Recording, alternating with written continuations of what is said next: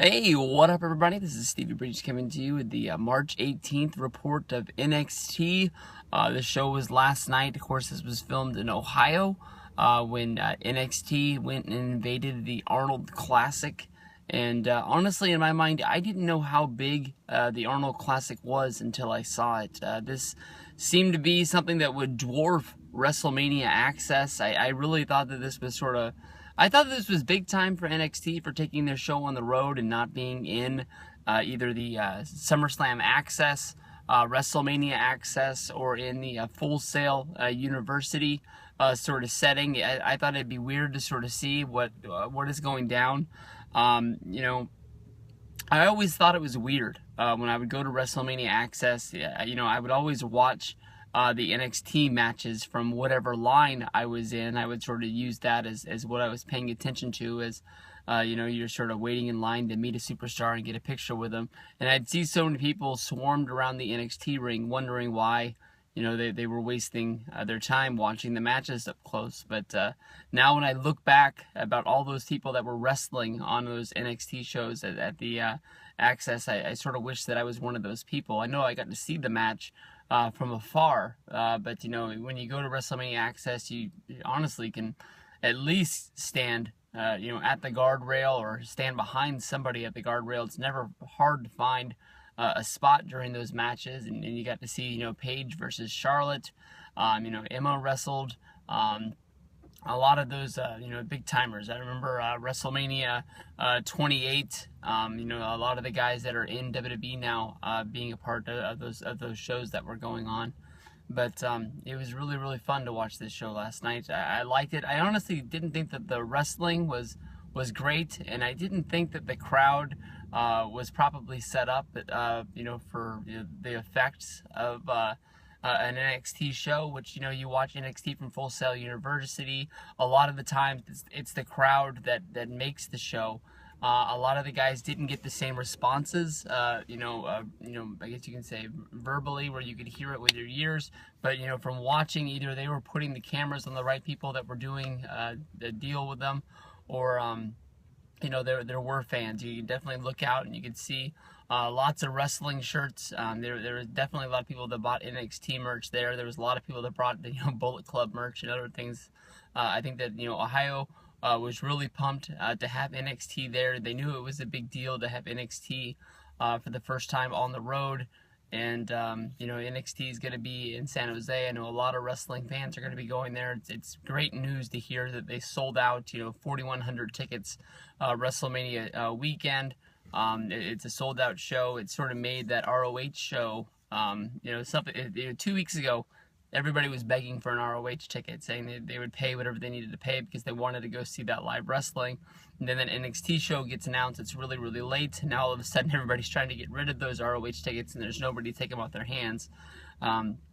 It's been said by Dave Meltzer that he thinks that basically if you stay through the end of the ROH show, you jump in your car, it's going to take you about 25 minutes to drive to the NXT show, which means you'll basically show up and just be able to see the main event, and you're going to have to, say to yourself if it's worth the money to go to both shows. But to last night's show, it opened up with a, Tyler Breeze wrestling a match. I can't remember who the hell they wrestled against now. The match really, honestly, didn't really matter in the long run. It wasn't great. It wasn't bad. It just was a match. From there, they went on and they had Enzo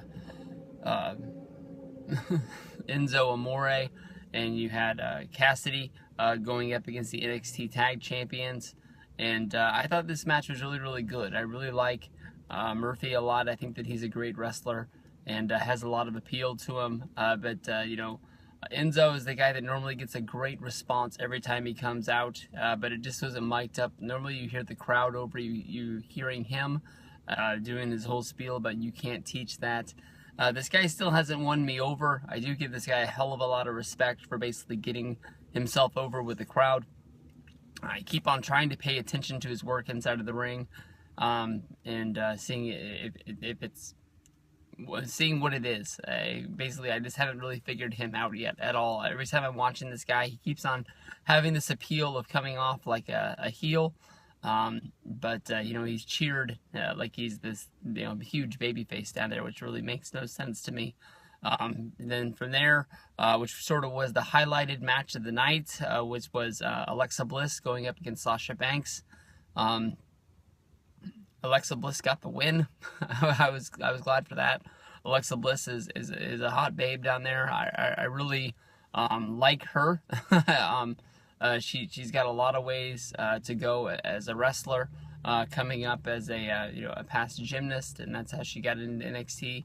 She really tried real hard, and Sasha tried her best to get her over, but you can see her doing her flips out of the corner. She sort of just, she was supposed to splash down onto Sasha, and instead she did like this flip, and then when she landed the last part of the flip, her foot came right down and smashed right into Sasha's stomach, which wasn't supposed to happen. But they got the win via count out, which was treated like 1, 2, 3 Kid beating Razor Ramon back in the day on Monday Night Raw. It was like the ultimate underdog coming back from the win. It was a few months ago, back in November, when Sasha Banks beat Alexa Bliss. The storyline was that she broke her nose, and that's why Alexa wasn't on TV for so long. The girls had a little argument in the back, where William Regal stepped in and basically said that next week we were going to have a championship match, Alexa versus Sasha. Alexa getting the win in her hometown, in her home state of Ohio. That was sort of like the big deal throughout the show, was pumping up the fact that Alexa was from there. You could sort of see this coming, but it still was the ultimate underdog win. Even if it was by count out, it's a big deal to have a win over the NXT Women's Champion under your belts. And there we go from there to the main event, which was Kevin Steen going up against Alex Riley. Alex Riley getting the win over CJ Parker last week. He was the big comeback. I can't remember how long it's been since he wrestled on television for WWE, but it's been a good while. And here he is going after the championship match. It ended up just basically being a squash, with Owens beating Riley. It wasn't that big of a deal. It was a good main event out there on the road. From there, after the match, it was Riley getting beat up by Kevin Steen. I kept calling him Kevin Steen, by Kevin Owens. And then Balor came out of the back to make the save, and you get to see Owens versus Balor, wrestling around the ring, just basically brawling and beating each other up, hyping up the fact that their championship match is going to be coming up sooner than later. As far as I know, I think it's going to air on whatever the go home to WrestleMania NXT is, because there's lots of thoughts about one of these guys being promoted up to the main roster already, and that's why you either see the championship title change in Balor would say, or maybe they're basically done with Finn Balor down there in NXT, and he'd get promoted up and be a part of the Raw after WrestleMania, which I think is a bit of a dream to say, but everybody wants to see somebody from NXT put up on that show and treated like a major superstar. But I think Triple H is going to want to keep those guys as a unit down there to work together as much as they could. He's got the big 6 superstars down there, and it's going to be hard to remember them all now. He's got a Tommy, he's got Balor, he's got Zayn, he's got Owens, and I fucked up because I went out of order. I was trying to remember them the way they are on this picture that I have on my desktop at home. But the big guys that they have down there, I think he's going to keep them together. They're going out there on the road. They're starting to tour and do house shows now, and I think they're one of the big drawing power to go see NXT. I know that everybody wants to be a part of the main roster, so you can wrestle on pay-per-views and get those big dollars for being on the WWE tour schedule. But we're going to have to see what NXT is. Triple H has been saying that he's building a separate brand.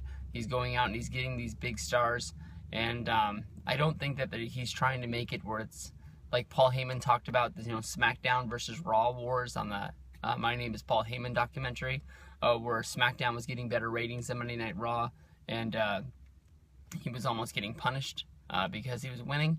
I don't think it's going to be Triple H versus Vince, NXT versus Monday Night Raw or anything like that. I just don't think that Vince McMahon really knows a lot about what's going on down there at NXT and doesn't know how big of a stars these guys are, and until Triple H tells him that it's time, I think that Triple H is going to keep these guys to himself as long as he can.